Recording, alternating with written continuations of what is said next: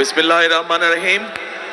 আজকের এই নির্বাচনী জনসভার সম্মানিত সভাপতি, আমার সামনে উপস্থিত কুমিল্লা এবং চাঁদপুরের বিভিন্ন জায়গা থেকে আগত প্রিয় ভাই ও বোনেরা, উপস্থিত মঞ্চে উপস্থিত নেতৃবৃন্দ, আমার সহকর্মীবৃন্দ, আসসালামু আলাইকুম। আসসালামু আলাইকুম। কেমন আছেন আপনারা? আচ্ছা, এই যে আমরা আজকে এখানে সকলে এত রাত্রে, বোধহয় প্রায় 11টা বাজে এখন, তারপরে এখানে লক্ষ মানুষ এখানে একত্রিত হয়েছেন, এর একটি কারণ আছে। এই কারণটি শীতের রাত, শীতও পড়েছে একটু, আমি সংক্ষেপে শেষ করে দিব। কি সেই কারণ? আপনাদের এখানে অনেক মুরব্বী উপস্থিত আছেন, আপনারা যারা তরুণ যুবক উপস্থিত আছেন, মধ্যবয়সী এরকম মানুষ বহু উপস্থিত আছেন। আপনাদের সকলেরই জানা আছে, মা বোনরা এখানে উপস্থিত আছেন, আপনাদের সকলের কম বেশি ধারণা এবং জানা আছে যে 1971 সালে, আচ্ছা ওনাকে একটু সরতে হবে,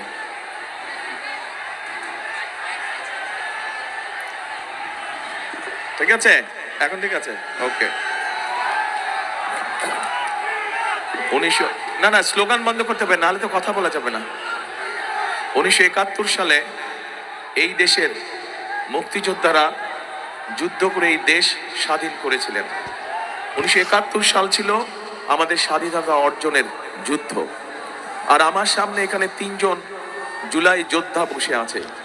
2024 সালের 5ই আগস্ট এরকম 3জন সহ আরো শত শত বিএনপি বাংলাদেশ জাতীয়তাবাদী দলেরই আরো 419 জন মানুষ শহীদ হয়েছেন। শুধু শহীদই হয়েছে বিএনপির ছাত্র দল, বিএনপি যুব দল, স্বেচ্ছাসেবক সহ আমাদের নেতাকর্মীরা। এর বাইরে আরো প্রায় 1000-এর উপরে মানুষ আছে যাদেরকে হত্যা করা হয়েছিল সেদিন। কাজেই 71 সালে আমরা যেই স্বাধীনতা যুদ্ধ করে আমরা যেই স্বাধীনতা অর্জন করেছিলাম, 2024 সালে এই জুলাই যোদ্ধারা আমাদের স্বাধীনতাকে রক্ষা করেছে। এখন প্রিয় ভাই বোনেরা, এই স্বাধীনতাকে রক্ষা করার পরে এর তো একটা অর্থ থাকতে হবে, তাই না? অর্থ থাকতে হবে। আজকে এটা তো নির্বাচনী জনসভা। সাধারণত আমরা কি জানি বা কি দেখেছি যে নির্বাচনী জনসভায় যেই দল সভা করে সেই দল অন্য রাজনৈতিক বা প্রতিপক্ষ সম্পর্কে সেই দল বিভিন্ন রকম সমালোচনা করে, তাই তো নাকি? আচ্ছা, এখন আমরাও সমালোচনা করতে পারি। আমিও এখানে অন্য যেই রাজনৈতিক দল আছে যারা আমাদের সাথে নির্বাচন করছে, আমিও তাদের সমালোচনা করতে পারি। কিন্তু সুমন, আপনি বসেন, আপনি হ্যাভ এ সিট। কিন্তু আমরা সমালোচনা যদি করি তাতে কি আপনাদের পেট ভরবে? পেট ভরবে? আপনাদের পেট ভরবে না। কি ভাই, সমালোচনা করলে পেট ভরবে আপনাদের? পেট ভরবে না। বিএনপি অতীতে কয়েকবার দেশ পরিচালনা করেছে। বিএনপি যখন দেশ পরিচালনা করেছে তখন বিএনপি নারীদের শিক্ষা ব্যবস্থা ফ্রি করেছে, স্কুল থেকে ইন্টারমিডিয়েট পর্যন্ত নারীদের শিক্ষা ব্যবস্থা ফ্রি করেছে। বিএনপি যখন দেশ পরিচালনা করেছে কৃষকদের ঋণ, 5000 টাকা কৃষক ঋণ, পুরো ঋণ, এবং 10,000 টাকা পর্যন্ত কৃষি ঋণের সুদ মওকুফ করেছে। এরকম আরো অনেক কাজ করেছে বিএনপি। আপনাদের কম বেশি এই এলাকায় হয়েছে। এই এলাকায় মানুষের অনেক সমস্যা আছে। আপনাদের বিভিন্ন এনআইট সড়ক, সুমন আপনাকে সরতে হবে, দেবন টু সি মি। এরকম মানুষের এলাকার অনেক সমস্যা আছে। আপনাদের রাস্তাঘাটগুলো খারাপ হয়েছে, আপনাদের চিকিৎসা ব্যবস্থার অভাব আছে, আপনাদের বাচ্চাদের শিক্ষা ব্যবস্থার সমস্যা আছে। এরকম সমস্যা আছে না?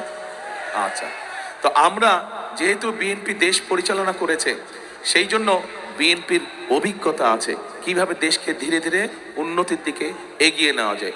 বিএনপির অভিজ্ঞতা আছে যে কিভাবে দেশের নারীদের কর্মসংস্থানের ব্যবস্থা করা যায়, কিভাবে নারীদেরকে স্বাবলম্বী করা যায়। বিএনপির অভিজ্ঞতা আছে কিভাবে মানুষের জীবনযাত্রা নিরাপদ রাখা যায়। বিএনপির অভিজ্ঞতা আছে কিভাবে দুর্নীতির লাগাম টেনে ধরতে হয়। বিএনপির অভিজ্ঞতা আছে কিভাবে ছাত্রদের বা যারা তরুণ যুবক তাদের কর্মসংস্থানের ব্যবস্থা করতে হয়।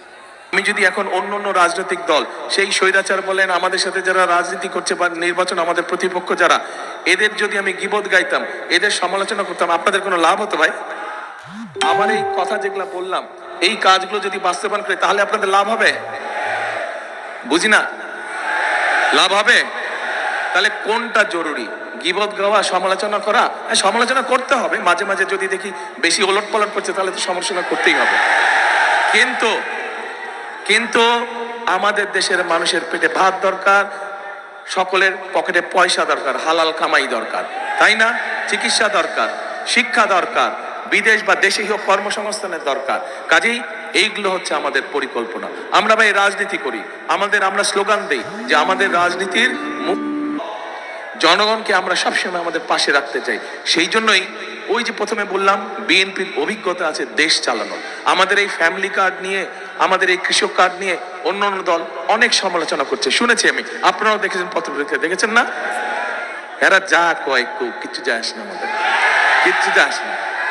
আপনারা এই যে জনগণ, লক্ষ জনগণ এখানে আজ এত রাতে উপস্থিত আছেন, আপনারা ইনশাল্লাহ ধানের শীষকে জয়যুক্ত করে সরকার গঠন করলে আমরা চোখ বন্ধ করে আমাদের কাজ করতে থাকবো।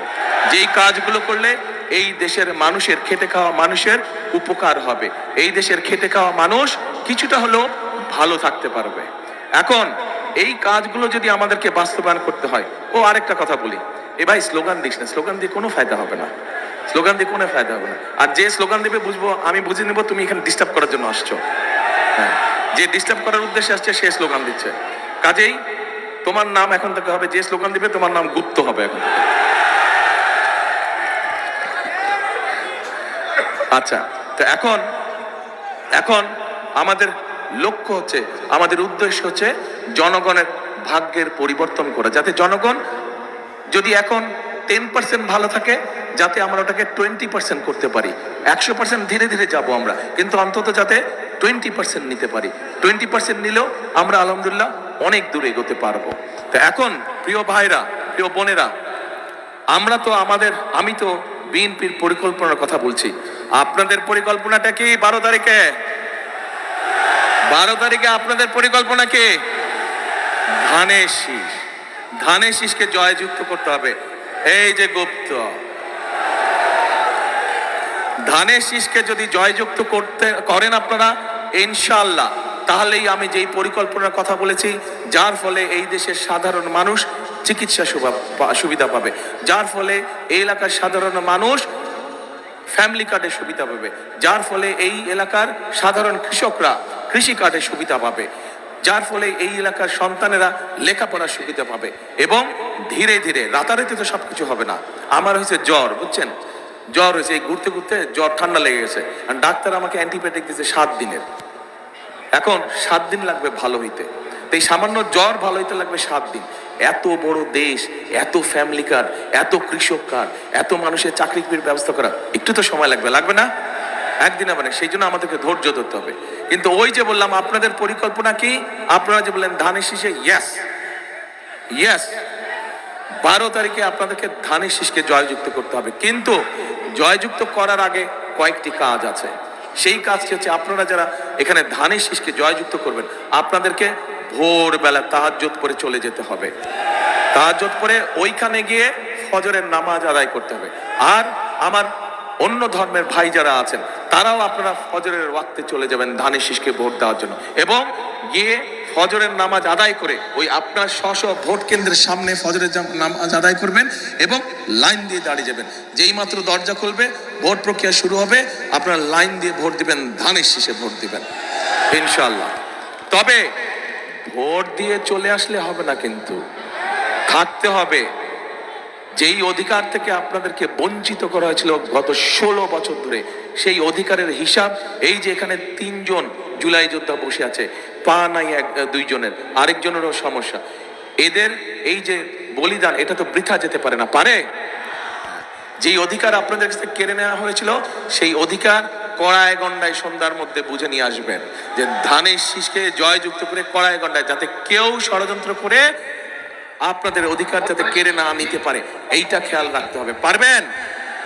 এইটা আপনাদের পরিকল্পনা, আর আমার পরিকল্পনা আমি আপনাদেরকে বলেছি।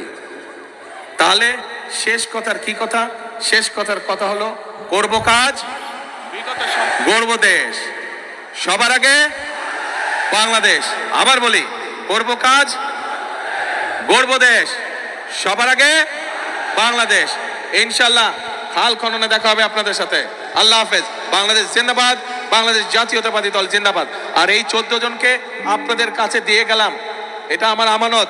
এই 14 জনে আপনাদের দায়িত্ব হচ্ছে আপনাদের পরিকল্পনা সফল করে এই 14 জনকে জিতিয়ে নিয়ে আসবেন ইনশাল্লাহ। আপনারা পারবেন না? ইনশাল্লাহ। আল্লাহ হাফেজ।